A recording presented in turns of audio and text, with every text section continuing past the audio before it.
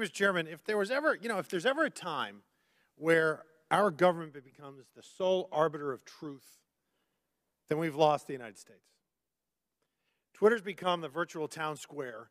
It now has the power to transform public opinion like no other medium in history, with their algorithms shaping and molding the public mind to their own ends.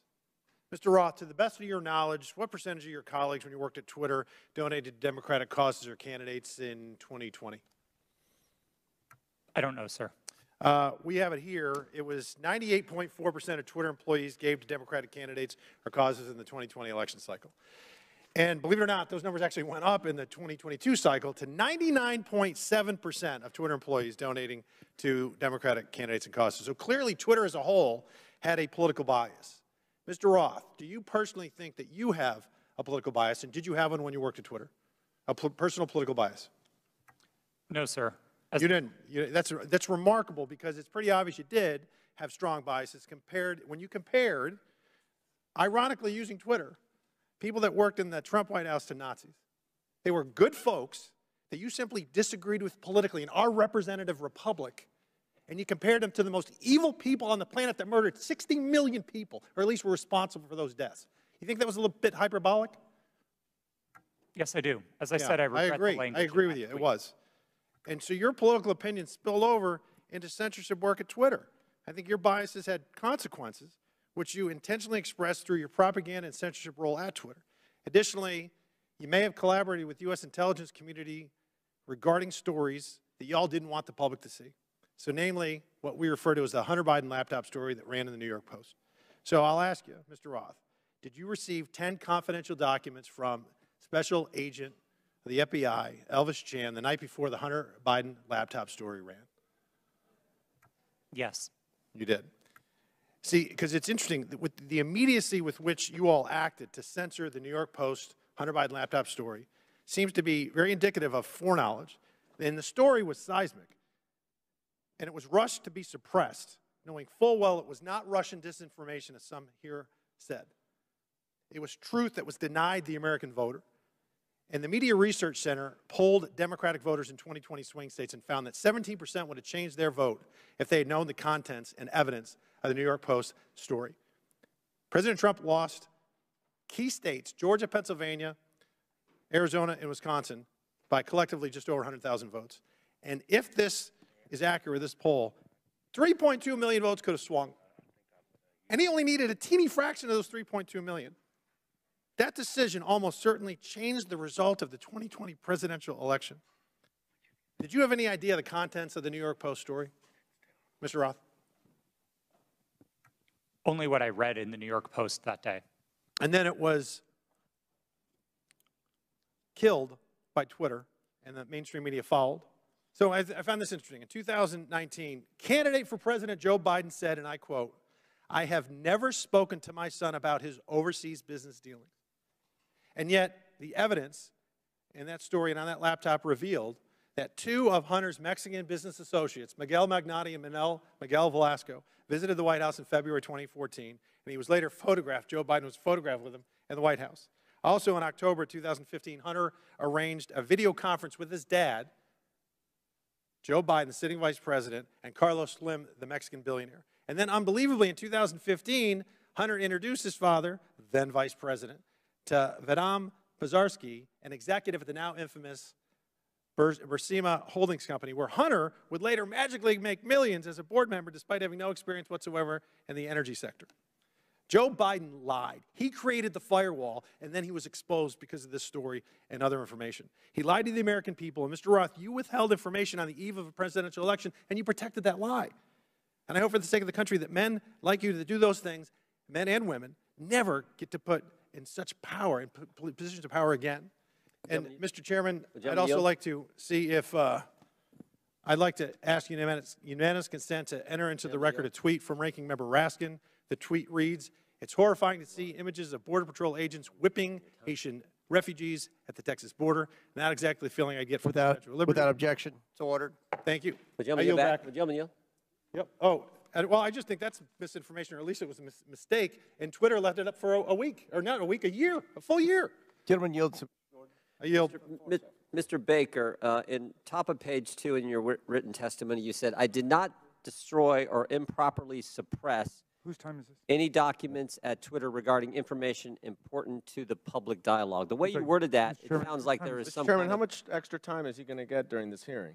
You finished He the had, question, he and had then you time. think Let him it's repeat the Jordan. question, and then his time will be expired. And It please expired answer. before he started. Clearly, it's up to the chairman, so why don't you let him answer? Mr. Baker, on top of page 2 of your written testimony, you said, I did not destroy or improperly suppress any documents at Twitter regarding information important to the public dialogue. The use of the term improperly suppressed suggests there was some kind of suppression done in a proper way.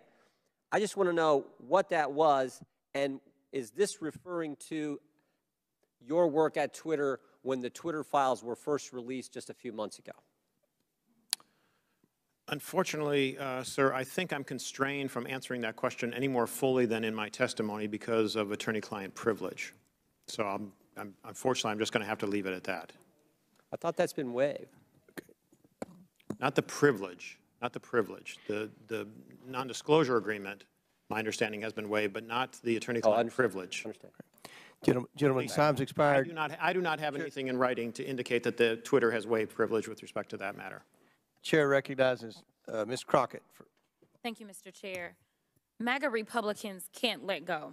That should be the name of this hearing. I'm glad that seemingly we have now accepted that President Joe Biden won the election, even though now we are blaming President Trump's loss on Twitter. Can we finally let it go? This is why Democrats are reinforcing that in this hearing we should be talking about the threats to our democracy. That's the real threat, not an old article that seemingly couldn't reach the viewership it sought through its own platform to disparage and attempt to skew the election in favor of a twice impeached former president who lost a secure and fair election. As a Texan who served in the House and fled the state as MAGA Republicans there pushed an agenda just as insidious as the foreign interference we experienced in the 2016 election, we should be talking about what they don't want to talk about as they continue to cut you off as you try to talk about things such as interfering with our democracy and how there has been an inciting of political violence against individuals as well as our democracy as a whole. We are supposed to live in the land of the free, and when some people are afraid of losing power, they engage in conspiracy theories and distractions, such as the Joe Biden, a candidate at the time, not government actor at the time, colluded with social media to win. So let me say thank you for showing up for this political theater. Unfortunately, the American people deserve better of its leaders. They deserve a robust conversation around the very real and very present threats to our democracy, the greatest democracy in this world. So with that being said, let me be clear. I believe that there has been testimony previously by Miss Navaroli. I hope I'm not just killing your name right now. At some point, you stated if January 6th and anything like it, that language, if we would have seen that happen in any other country with any other leader, Twitter would have acted completely differently. It is my understanding from this statement, and correct me if I'm wrong, that you almost felt as if Trump was treated differently. In fact, that you may have been of the impression that he was treated with more deference than other world leaders. Is that true? Yes. As I testified earlier today, Twitter bent and broke its own rules in order to protect dangerous speech, like the tweets that were directed towards Representative Ocasio-Cortez. And when we talk about bending, it's my understanding from another deposition that there were actual alarms that would go off if someone would access Trump's Twitter account other than, I believe, the CEO.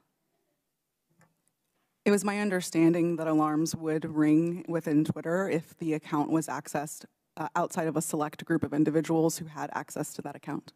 Are you aware of this being an ongoing practice for other individuals' Twitter accounts? At my time at Twitter, the former President Donald Trump's account was the only account that I did not have access to. Okay, so we know that there weren't individual actors running around Twitter setting off alarms every other day. Is that correct? Not to my knowledge, no. Okay. Now, as we talk about January 6th, because I think that's the only thing we should be talking about, what I want to talk about is what, and anyone can answer this question. Did you see a correlation between a rise in homegrown domestic white supremacy online as it correlates to leading up to January 6th? I can answer that. So some of the things that we were seeing specifically on Twitter related to white supremacy fan fiction. I mentioned earlier in my testimony that we saw things like people wishing that the day of the rope would occur.